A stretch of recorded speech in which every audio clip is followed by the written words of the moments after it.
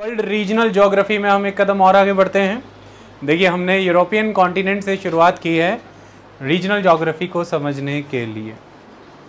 उसका कोई कारण था टीना, जिसकी वजह से हमने यूरोप से ही शुरुआत की थी।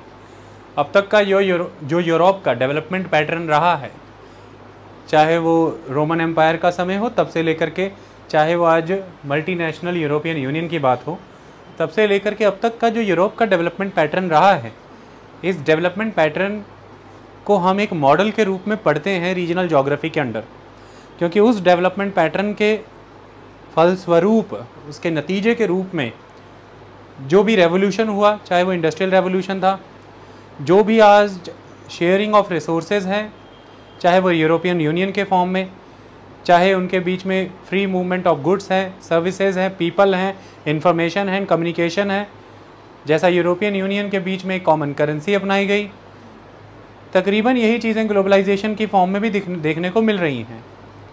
तो हम उस डेवलपमेंट पैटर्न को एक रीजनल ज्योग्राफी के तहत मॉडल के रूप में पढ़ते हैं, क्योंकि विश्व पर उसका प्रभाव था, ऐसा हमने समझा। इंडस्ट्रियल रेवोल्यूशन के फलस्वरूप जो रूरल टू अर्बन माइग्रेशन हुई, वही रूरल टू अर्बन माइग्रेशन हम पूरी दुनिया में देखते हैं जब उसी तरह की इंडस्ट्रियल डेवलपमेंट एग्जीक्यूट होती है।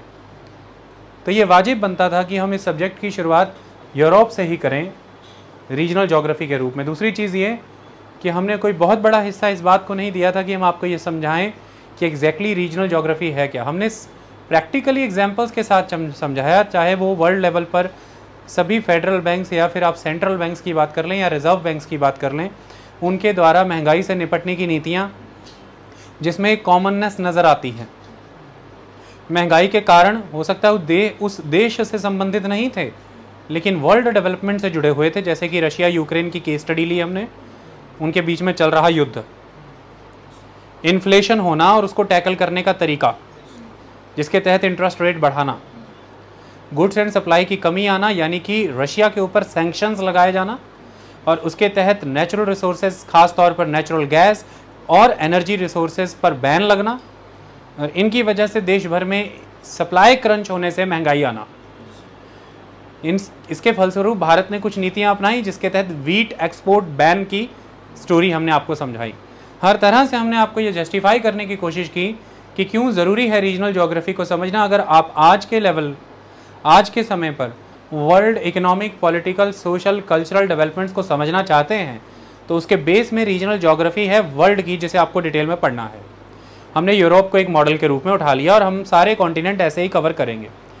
इसके साथ हमने अपनी सिविल सर्विसेज की मर्यादा को ध्यान में रखते हुए हर तरह के फिज़िकल, नेचुरल फीचर्स को भी, ज्योग्राफिकल फीचर्स को भी आइडेंटिफाई करना शुरू किया, क्योंकि आज की डेट में हम जब जियोपॉलिटिकल क्राइसिस पढ़ते हैं वर्ल्ड लेवल पर कोई भी, या हम ये पढ़ते हैं कि किसने कौन सा एरिया एनक्रोच कर लिया, कहाँ मिलिट्री डिप्लॉय कर ली, या शिप्स कहाँ पर स्टक हो गए, हमारे लिए मैटर करता है। अगर स्वेज कनाल में कोई शिप फंस गया है तो भारत के लिए ये मैटर करता है, क्योंकि बड़े स्तर पर वही स्वेज कनाल है जो इंडिया और यूरोप के बीच में ट्रेड एंड कॉमर्स को फैसिलिटेट करवाती है। तो वो सभी स्ट्रेट्स, वो सभी सीज, वो सभी ओशियंस, वो सभी कोस्ट हमारे लिए ध्यान में रखना ज़रूरी है। हर रोज़ अखबारों में या बुक के कंटेंट में इन्हीं का जिक्र है। ये पता होगा तो आप चीज़ों को सहजता से समझेंगे और क्वेश्चंस इस पर आते हैं। तो उसी के तहत हमने छोटी छोटी चीज़ों को ग्लोब के वाया, मैप के वाया, एटलस के वाया आइडेंटिफाई करना शुरू किया। आज हम यूरोप के इसी अध्याय को आगे लेकर के बढ़ेंगे। हमारी आज की अप्रोच क्या रहेगी? बुक बड़ी ही शानदार बनाई है, मैंने आपको बताया था। फॉरेन कम्युनिटी ने, एक फॉरेन ऑथर के तहत इसको विकसित किया गया है। ऑथर नेशनल हो या फॉरेन हो, ये मैटर नहीं करता कि भाई फॉरेनर होने से कोई चीज़ बेहतर हो जाती है। मुद्दा ये है कि आपको सिर्फ बताया गया है कि एक ऑथर हैं जो विदेश के हैं, उनकी किताब है, बहुत अच्छे से बनाई है। उसके तहत वो हर टॉपिक को वाइंड अप करके लास्ट में डिस्कशन क्वेश्चंस देते हैं, और आज हम इस टॉपिक को उठाएंगे उन डिस्कशन क्वेश्चंस के वाया ही। मैं पढ़ाऊंगा टॉपिक ही, लेकिन डिस्कशन क्वेश्चंस के वाया, मैं डिस्कशन क्वेश्चन दूंगा, देन मैं उसका आंसर करूंगा। इसके वाया आपके टॉपिक की कवरेज हो जाएगी। पहला डिस्कशन क्वेश्चन यहाँ पर बनता है, ध्यान से सुनिए। Identify and locate the 4 main physical landforms of Europe. What are the main features of each? Second, how do these landforms and natural resources provide wealth, opportunities and advantages to the European community. ये दो questions हैं जिनको एक साथ हम answer करने की कोशिश करेंगे। पहला है आइडेंटिफाई करें, लोकेट करें 4 main physical landforms of Europe, what are the main features of each, उनके मेन फीचर्स बताएंगे। और दूसरा है how do these landforms and natural resources provide wealth, opportunities and advantages to the European community. आज अगर European community technically बहुत ही superior है, advanced है, एक स्ट्रॉन्ग अर्बन कल्चर वहाँ पर नज़र आता है, उसका एक रीज़न वहाँ पर मिलने वाले उनके वो नेचुरल रिसोर्सेज हैं, डाइवर्स लैंडफॉर्म्स हैं। ये फिज़िकल फीचर्स, ये physical landforms, they are very very important. इनको समझने की कोशिश करते हैं। देखिए, जब हम इनके बारे में बात करते हैं तो अगर मैं इन फिज़िकल लैंडफॉर्म्स को यहाँ पर मेंशन करूँ, कई बारी लेक्चर करते हुए फ़ोन आ जाता है, कई बारी ध्यान इधर उधर चला जाता है। मेरी अक्सर कोशिश रहती है, मैं थोड़ा बहुत भी डाउट क्लिक हो मुझे तो मैं अपना लेक्चर दोबारा सुनता हूँ। कल मैंने लेक्चर सुना और मुझे एक चीज़ फील हुई कि उसमें मैंने प्लेन के स्पेलिंग प्लेन लिख दिए थे पिछले कल के लेक्चर में, फर्स्ट लेक्चर में वर्ल्ड रीजनल ज्योग्राफी के। आपको और दूरदर्शकों से मैं ये निवेदन करूँगा कि भाई प्लेन है, मैदान की बात कर रहे हैं अपन, तो PLAIN होगा, ठीक है जी। और मुझे याद आता है कहीं पर शायद ये मैंने प्लेन वर्ड यूज़ किया है कुछ समझाते हुए, एक चीज़ इसको करेक्ट कर लीजिए। और कई दूसरी बात, हम नॉर्दर्न लो लैंड की ही बात कर रहे थे, बट एक दो बार कन्फ्यूजन से मेरे मुंह से नॉर्दर्न हाईलैंड निकल गया, बट उसके ऊपर हमने फ्लैश लगा दिया है, वहाँ पर नॉर्दर्न लो लैंड लिख कर के आता है। अब आप भी इसका ध्यान रखिएगा। बाकी जो है वो बिल्कुल खरा सोना है, उसमें कोई कमी नहीं है, ठीक है, पूरा चेक कर लिया हमने। ओके, चलें। थोड़े थोड़े स्टाइल काम में रहने चाहिए, वरना काम बोरिंग हो जाता है। जो थोड़ा स्टाइल में रहते हैं उनको चीज़ें भूलती नहीं, ऐसा मैं मानता हूँ। पहला जिसे हम पढ़ेंगे that is alpine region, alpine region. दूसरा जिसको हम पढ़ेंगे that is central upland, central upland. तीसरा जिसको हम पढ़ेंगे दैट इज़ नॉर्दर्न लोलैंड। चौथा जिसको हम पढ़ेंगे that is western highland,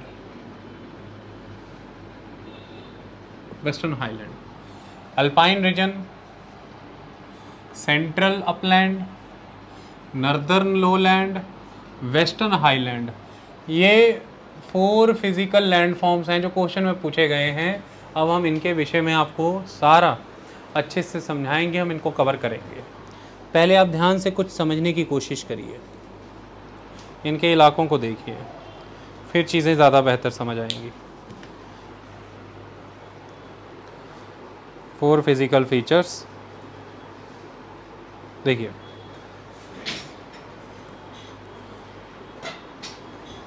zoom in zoom on वाला पूरा फंक्शन मेरे रखना मेरे दोस्त, यादगार लेक्चर बना रहे हैं हम देश के लिए, और याद रहोगे आप भी दुनिया को, तो उस हिसाब से काम करना है हमें।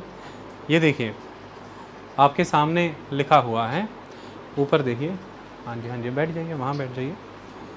देखिए western highland, northern lowland, central upland and alpine region. Purple colour का अल्पाइन रीजन है, येलो कलर का सेंट्रल अपलैंड है, ग्रीन कलर का नॉर्दर्न लोलैंड है, और वाइट में रेड डॉट्स वाला वेस्टर्न हाईलैंड है।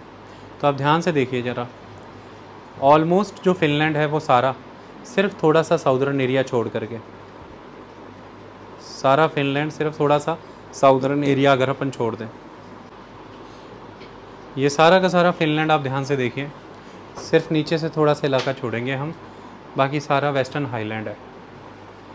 उसके बाद आपके सामने ऑलमोस्ट स्वीडन वेस्टर्न हाईलैंड है, फिनलैंड आप नोटिस करिए western highland, sorry Norway western highland है।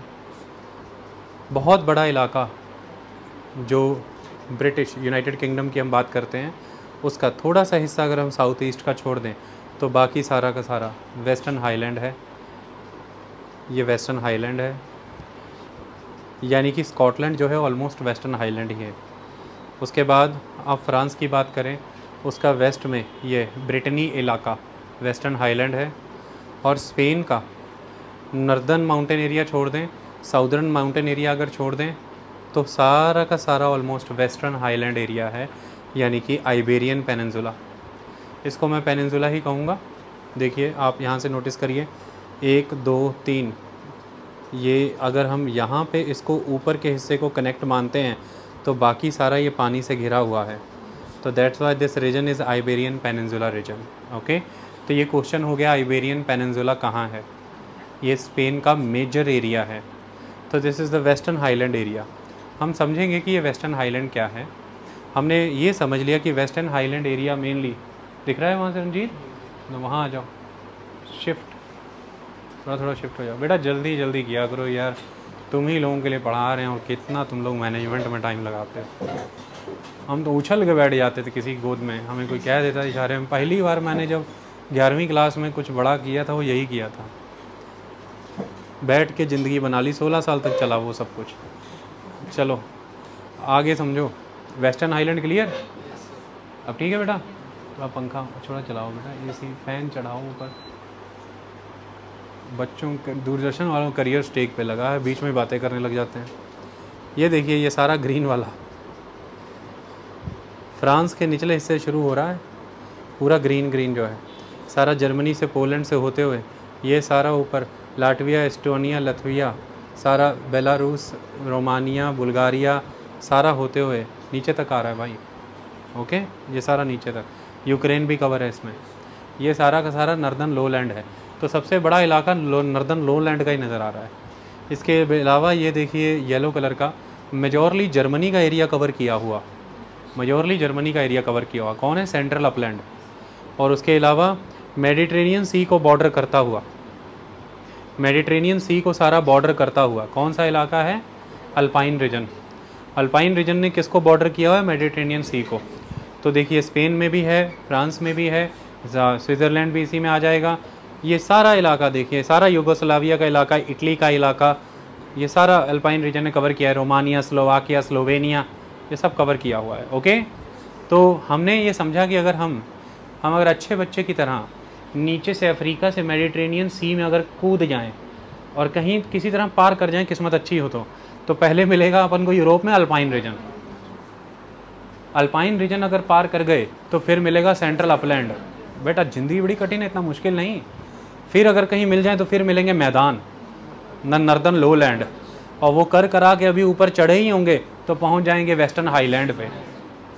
ओके, एक दृश्य दिखाना चाहता हूँ, आगे की चीज़ बताना चाहता हूँ। देखो, जो आप लोग म्यूज़िक में देखते रहते हैं, जो हम जहाँ पर लोग मुसाफिर से बन के घूमते रहते हैं, जो उतरे होते हैं जस्ट गाड़ी से ही और वीडियो ऐसे बनाते हैं जैसे चलते हुए इंडिया से वहाँ पहुँचे हैं।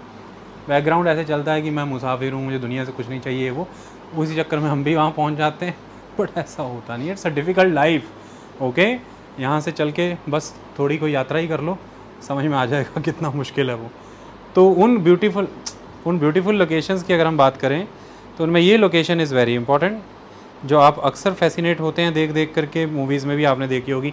ये देखिए, ये अक्सर देखते हैं ना, है ना। ये है क्या? ये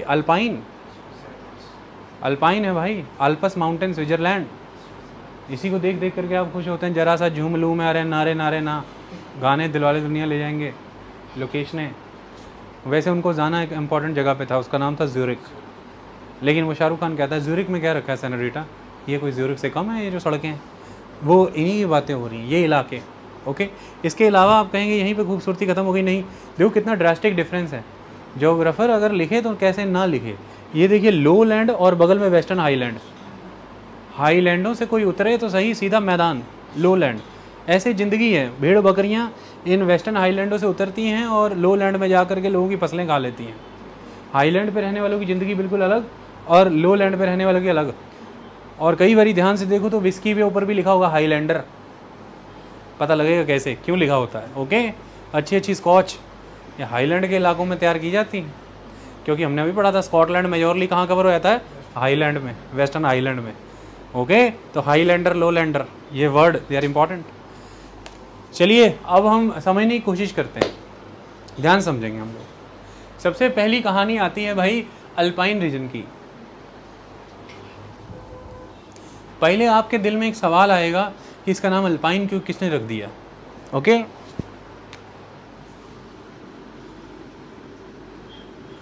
अल्पाइन। देखिए माउंटेन बनने के अलग अलग फेजेस हुए हैं।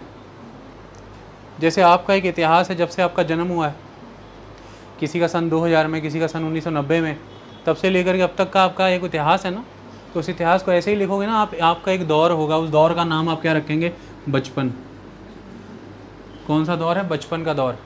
ये आप कह रहे हैं आपको बड़ा आसान लग रहा है, किसी यूरोपियन को कहेगा वो उसको बड़ा मुश्किल लगे, बैकपान या स्प्लैश पैन, ऐसे ही आपको ये मुश्किल लग रहा है अल्पाइन बोलना। तो आपका एक दौर है बचपन, फिर दूसरा आपका दूसरा दौर है जवानी। उसको बोलिए वो क्या कहेगा, जवानी। फिर तीसरा दौर क्या है, बुढ़ापा ही आता है फिर तो, बस बुढ़ापा। उसे हो सकता है वो बुढ़ा पेस्ट पढ़ ले।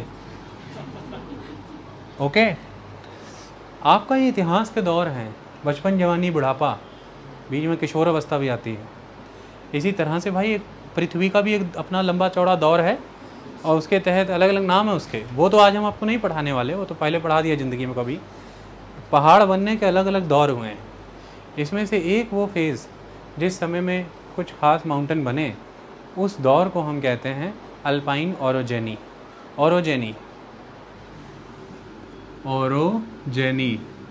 ओरो प्लस जेनी, मतलब ओरो मने माउंटेन, जेनी मने जेनेसिस, माउंटेन बनने का दौर, एक दौर। ठीक है जी, अल्पाइन ओरोजेनी। तो अल्पाइन ओरोजेनी ये एक दौर रहा है पहाड़ बनने का। इस समय में जो पहाड़ बने हैं उनका जिक्र करने जा रहे हैं। ओके, इनमें से जब हम यूरोप के मामले में इस अल्पाइन रीजन की बात करते हैं तो महत्वपूर्ण एक माउंटेन आता है, वो है अल्पस। एक महत्वपूर्ण माउंटेन आता है अल्पस। देखिए एक बात मैं आपको बता दूं, हम जब यूरोप इस बुक से कवर कर रहे हैं तो हम कवर कर रहे हैं।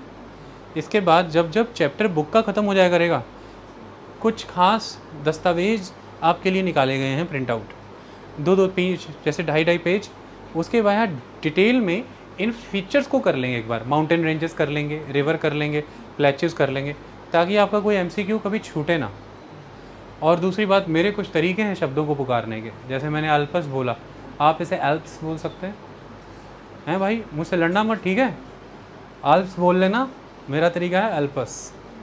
तो इट्स अल्पस, ये माउंटेन है। कहाँ से शुरू होगा, देखिए फ्रांस के ईस्टर्न रीजन से शुरू हो करके स्लोवेनिया तक जाता है। ये अल्पाइन रीजन का मेन एक माउंटेन रेंज है, अल्पस। फ्रांस के ईस्टर्न से शुरू होकर स्लोवेनिया तक। अब हम इसको देख लेते हैं। हम किस रीजन को पढ़ रहे हैं रंजीत, हम किस कॉन्टिनेंट के बारे में पढ़ रहे हैं, यूरोप। और उसमें कौन सा रीजन पढ़ रहे हैं अभी, हम यूरोप के 4 फिजिकल लैंडफॉर्म्स पढ़ रहे हैं और उसमें पहला पढ़ रहे हैं अल्पाइन।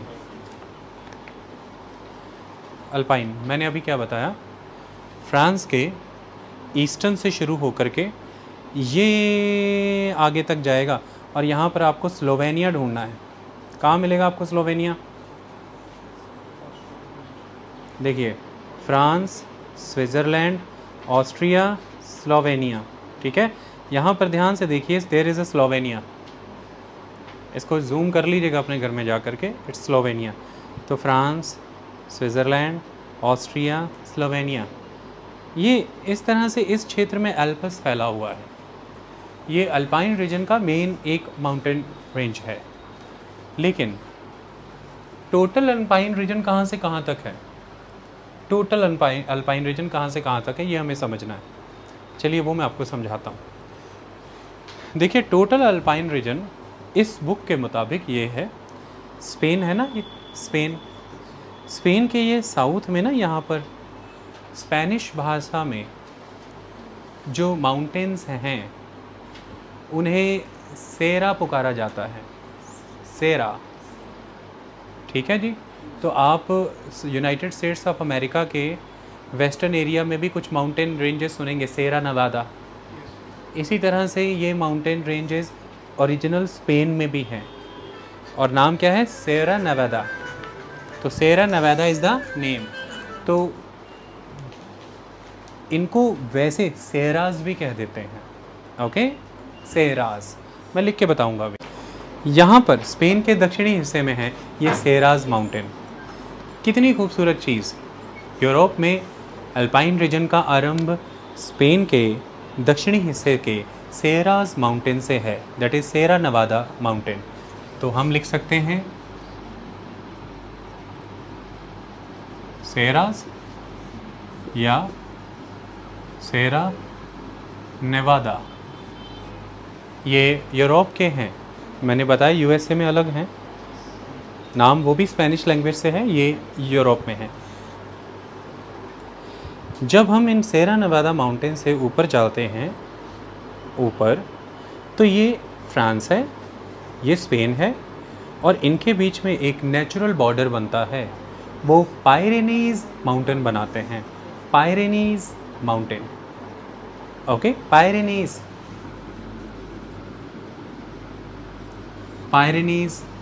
कितनी खूबसूरत बातें फ्रांस और स्पेन के बीच। जब मैं पढ़ा करता था इस तरह से मैं डब्बे बनाता था, मैप बनाने की कलाकारी उतनी नहीं आती, फ्रांस का डब्बा बना लिया, स्पेन का, बीच में माउंटेन रेंज ऐसे बना ली, पायरेनीज। कभी भूलते नहीं थी, लंबे समय तक याद रहते थे, ओके। तो स्पेन और फ्रांस के बीच में पायरेनीज, यही क्वेश्चंस आते हैं एग्ज़ाम में। उसके आगे हम बढ़े, फ्रांस के ईस्ट से स्लोवेनिया तक एल्पस, है ना। उसके आगे आप बढ़ेंगे तो स्लोवाकिया से लेकर, स्लोवाकिया दिख रहा है आपको, स्लोवाकिया, और ये रोमानिया।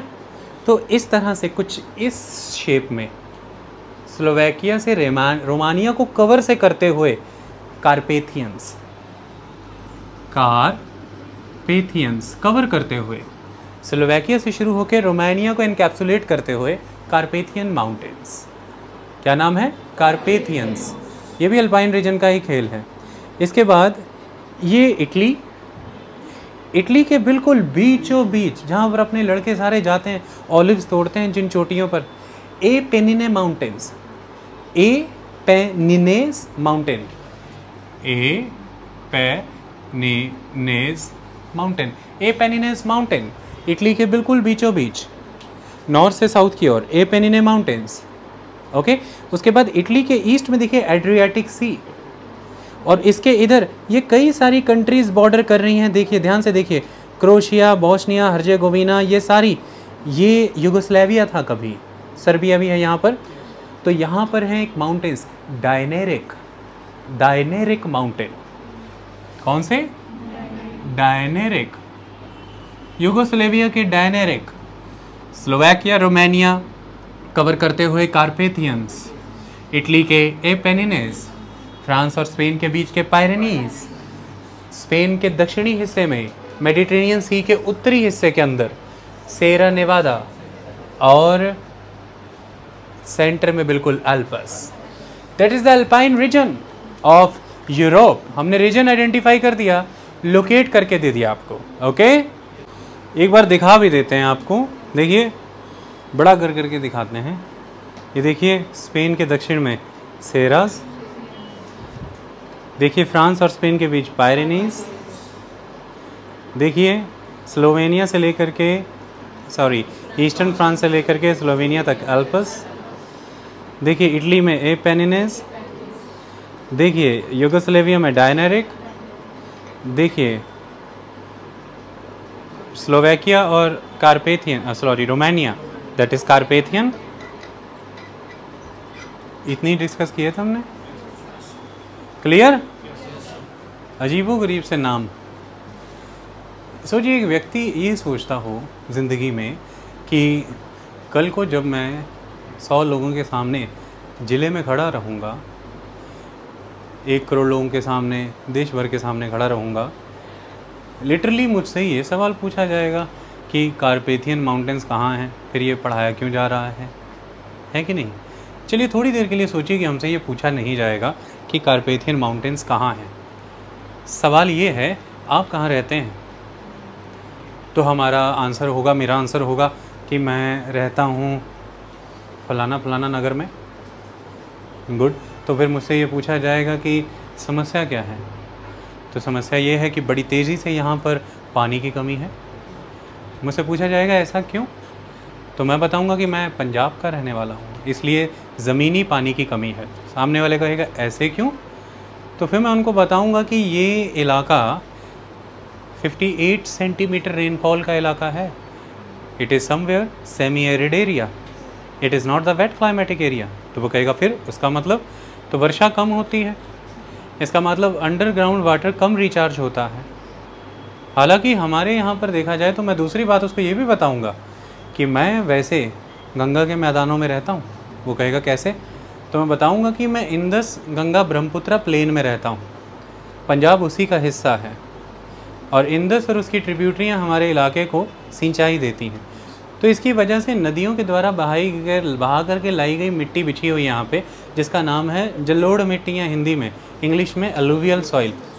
इस अलुवियल सॉइल होने के कारण वर्षा का पानी सीप होकर के ज़मीन के अंदर जाता है, ये बात है, ज़मीन के अंदर चला जाता है और अंडरग्राउंड एक्वीफर्स बनते हैं। तो इतनी खासियत तो है पंजाब की भूमि में कि वर्षा का पानी सीप इन होकर के भीतर जाए और एक्वीफर्स भूमिगत जलाशय बने और उसमें पानी जमा हो। लेकिन क्योंकि अर्ध शुष्क प्रदेश है, सेमी एरिड, तो वर्षा होती ही कम है और ऐसे में हम पैडी कल्टीवेशन करते हैं और उसके लिए अंडरग्राउंड वाटर बड़ी तेज़ी से इस्तेमाल होता है। इसलिए यहाँ पर पानी की कमी का संकट है। नदियों के जल को शहरों तक लाना होगा, हमें यहाँ पर पाइपलाइन कनेक्ट करनी पड़ेगी नदियों के पानी को रिजर्वायर में कलेक्ट करके। इतनी बातचीत के लिए मुझे पढ़ना पड़ेगा कि गंगा का मैदान क्या है, कि एलुवियल सॉइल क्या है, मुझे पढ़ना पड़ेगा कि अंडरग्राउंड एक्वीफर्स क्या होते हैं। अदरवाइज़ मैं फिर डिस्ट्रिक्ट कलेक्टर कहेगा, मुझसे सुनेगा कोई भी नहीं कि गंगा का मैदान क्या है। मुझे पता होना ज़रूरी है क्योंकि इसके बिना काम नहीं हो सकता। ठीक है, so this is the logic. तो ये हमें पता होना चाहिए। जैसे हमारे हिमालयाज़ हैं वैसे ही यूरोप में ये सारे के सारे माउंटेन हैं। We need to understand them. हमें पता होना चाहिए कि पहाड़ों का क्लाइमेट टाइप कैसा, पहाड़ों पर जीवन कैसा। उसी के बेसिस पर हम समझ पाएंगे कि किसी देश के पास किन किन तरह की रिसोर्स ओरिएंटेड स्ट्रेंथ हैं या उस देश की क्या वीकनेसेस हैं। दैट इज़ इम्पॉर्टेंट, तभी हम इनको पढ़ रहे हैं। अब दूसरी चीज़ आती है कि हमने इसको लोकेट कर लिया, हमने नाम देख लिए, हमने इलाका देख लिया, हमने यूरोप की कंट्रीज़ देख ली, कहाँ कहाँ इनका जिक्र आता है। पहाड़ हैं तो एक चीज़ जुड़ी होगी कि फिर यहाँ पर क्लाइमेट कैसा रहता है। So that word is always very important, the climate. यहाँ पर टाइप सी क्लाइमेट होता है। देखिए जब आप टॉपिक पढ़ेंगे तो आपको type A, B, C, D, E और एच क्लाइमेट देखने को मिलेगा। मैं आपको साथ के साथ, मैं चाहता तो ये मैं आपको एक बार में समझाता, बट मैंने ये चुना कि मैं आपको साथ के साथ पढ़ाऊँगा कि कौन कौन सा ये क्लाइमेट है। टाइप सी क्लाइमेट, आप इसके बारे में इतना ही समझेंगे कि ये मॉडरेट क्लाइमेट होता है। कौन सा climate? Moderate climate, type C climate. ये वर्ल्ड में बहुत ज़्यादा जगह पे नहीं पाया जाता, याद रखिएगा। ये बहुत एक्सटेंसिवली पाया जाता है ऐसा क्लाइमेट नहीं, लेकिन वर्ल्ड की सारी पॉपुलेशन इसके ओर ही अट्रैक्ट होती है। वर्ल्ड की सारी पॉपुलेशन इसी की ओर अट्रैक्ट होती है। टेक्नोलॉजी की एडवांसमेंट की वजह से आज आप टाइप ए, टाइप डी और टाइप एच क्लाइमेट की तरफ रहने लगे हैं, लेकिन जब हम बिल्कुल नेचर के साथ बस रहे थे तब अधिकतर दुनिया की प्रेफरेंस टाइप सी क्लाइमेट ही थी। और आज भी वर्ल्ड के हाईली पॉपुलस रीजन, चाहे वो चाइना का ईस्टर्न कोस्टल रीजन है, चाहे वो यूरोप का that Mediterranean region, beat every area, the highly populous region is a type C climate area because it is the moderate climate. और यहाँ पर जो पाया जा रहा है that alpine region, that is the moderate climate region. ये पहाड़ का इलाका मॉडरेट क्लाइमेट रीजन के अंदर आता है। उसका एक लॉजिक है, क्योंकि ये सारा का सारा इलाका मेडिटेरेनियन सी को बॉर्डर कर रहा है और वाटर एडजॉइनिंग लैंड मास के वेदर को, क्लाइमेट को मॉडरेट करने का काम करता है, इम्पैक्ट करता है। आई बात समझ में? अब मैं आपको इस क्लाइमेट सी से जुड़े कुछ बिंदु और पानी कैसे प्रभावित करता है यूरोप के क्लाइमेट को, उससे जुड़ी कुछ बातें समझाऊंगा, जिसके बाद आपके माइंड में बहुत से कंसेप्ट्स अगले रीजन्स जो फिजियोग्राफिक हमने लिखे हैं उनसे जुड़े क्लियर हो जाएंगे। ओके, क्या गुण है टाइप सी क्लाइमेट के? देखिए, सबसे पहली चीज़ जो टाइप सी क्लाइमेट के बारे में इंपॉर्टेंट है, एक्सट्रीम नहीं जाएगा। एक्सट्रीम नहीं जाएगा किस सेंस में? सीज़न, समर और विंटर, एक्सट्रीम नहीं जाएगा, माइल्ड रहेगा। रेनफॉल एक्सट्रीम नहीं जाएगा, माइल्ड रहेगा। कुछ खास जोन को छोड़ करके समर में ही रेनफॉल होगा, अदरवाइज कुछ खास जोन ऐसे हैं जहाँ पर समर ड्राई रहेंगे लेकिन विंटर में रेनफॉल होगा। उसमें से ही हमारा अल्पाइन रीजन आता है, मैं इसके बारे में अभी बता दूंगा आपको। तो ये एक्सट्रीम वेदर कंडीशन नहीं होते, तभी नाम मॉडरेट है। यहाँ पर माइल्ड कंडीशन रहती है। यही कारण है कि विश्व की सबसे अधिक जनसंख्या यहीं पर बसना चाहती है। कहाँ पर बसना? यहीं पर बसना चाहती है। अधिकतर ये क्लाइमेट आपको कहाँ मिलेगा? वाटर बॉडीज़ के क्लोज, क्योंकि वाटर बॉडीज़ की खासियत है कि वो लैंड की एक्सट्रीमिटीज़ को प्रभावित करके माइल्ड कर देती हैं, मॉडरेट कर देती हैं। मैं आपको समझाऊंगा कि वो कैसे करती हैं, वी विल लर्न।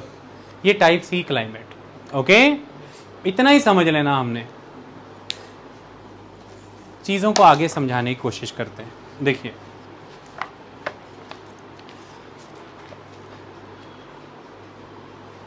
अरे आपके देखिए, रीजन जो हमने अभी डिस्कस किया है ना, दिस रीजन, ये कंप्लीट सारी माउंटेन रेंजेस आपको यहाँ पर नज़र आ रही हैं। यहाँ पर एक लिमिट तक टाइप सी क्लाइमेट नज़र आता है क्योंकि मेडिटेरेनियन सी का इम्पैक्ट है, लेकिन जो हाई पीक्स आ जाएंगी वहाँ पर स्नो होगी। जो हाई पीक आ जाएगी वहाँ पर स्नो होगी, और जहाँ पर भी स्नो आ जाएगी माउंटेन की पीक, तो वहाँ पर एक यूनिक क्लाइमेट टाइप आ जाएगी, that is type H. Type H का मतलब द हाईलैंड क्लाइमेट। तो टाइप एच किसको रिप्रेजेंट करता है? एक क्लाइमेट टाइप को, that type is type E. Type E climate is a cold climate, extreme cold climate. तो वो तो या तो आर्कटिक ओशियन में होगा या अंटार्कटिक रीजन में होगा, लेकिन माउंटेन्स बहुत हाइट तक जाते हैं, इसलिए कहीं कहीं पर ग्लोब के किसी भी इलाके में अल्टीट्यूड होने की वजह से टाइप ई क्लाइमेट रिपीट हो जाएगा, ऊंचाई की वजह से, हाईलैंड की वजह से। तो वो हो जाएगा type H climate. Type H climate जैसी चीज़ें। तो आपको बर्फ़ नज़र आती होगी स्विट्ज़रलैंड में, आप तो अक्सर कहते हैं कि वहाँ जाना है ना? वो टाइप एच हो जाएगा। अदरवाइज ये अल्पाइन रीजन किसके अंदर है? Type C. ये वाला टाइप सी यूरोप के बाकी टाइप सी से थोड़ा अलग है। यूरोप के काफ़ी हिस्से में टाइप सी है, बट ये टाइप सी थोड़ा अलग है। अब ये वही जो मैंने बताया था कि कुछ रीजन्स टाइप सी में डिस्टिंग्विश्ड हैं। वो कैसे? ये मेडिटेरेनियन वाला इलाका टाइप सी होते हुए भी यहाँ पर बरसात गर्मियों में नहीं, सर्दियों में होती है, पहली बात। दूसरी बात, यूरोप के बाकी टाइप सी क्लाइमेट के कंपैरेटिवली ये थोड़ा वार्म होगा, ये थोड़ा वार्म होगा। पहला रीज़न, लैटिट्यूड में ये एरिया लो है। यूरोप का ऊपर का इलाका लैटिट्यूड में हाई है, पोल के क्लोज है। ये एरिया लैटिट्यूड वाइज थोड़ा लो लैटिट्यूड है। और दूसरा, ये एरिया इस तरफ तो इसके अटलांटिक है, वो अलग बात है, लेकिन इसको मेजॉरली मेडिटेरेनियन, जो कि लो लैटिट्यूड यानी कि नॉर्दर्न हेमिस्फेयर के लो लैटिट्यूड ओशियंस में काउंट होता है, सॉरी सीज में काउंट होता है। नॉर्दर्न हेमिस्फेयर के लो लैटिट्यूड सीज में काउंट होता है मेडिटेरेनियन सी, क्योंकि उसको नॉर्थ अफ्रीका माने अफ्रीकन कॉन्टिनेंट के northern countries, north African countries भी तो टच करती हैं, तो वो तो उतनी ठंडी नहीं है ना? मेडिटेरेनियन सी को वो भी बॉर्डर करती हैं। तो मेडिटेरेनियन सी का कुछ प्रभाव ऐसा पड़ता है इस पर्टिकुलर अल्पाइन रीजन पे